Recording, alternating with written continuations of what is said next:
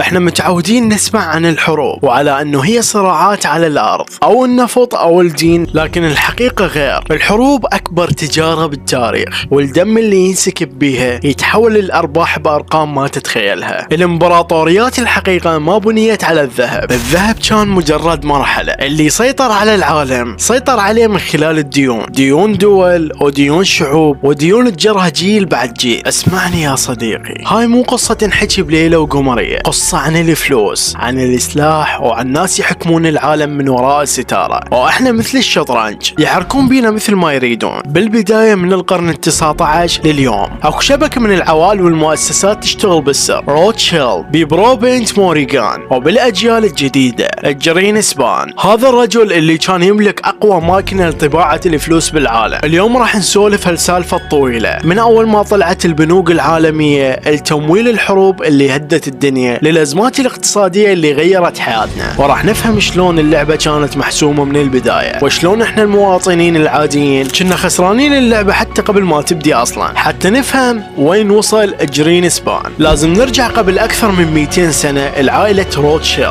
كانت اكو عائلة يهودية بألمانيا، عائلة روتشيلد بها 5 اخوة. ابوهم كان كلش ذكي،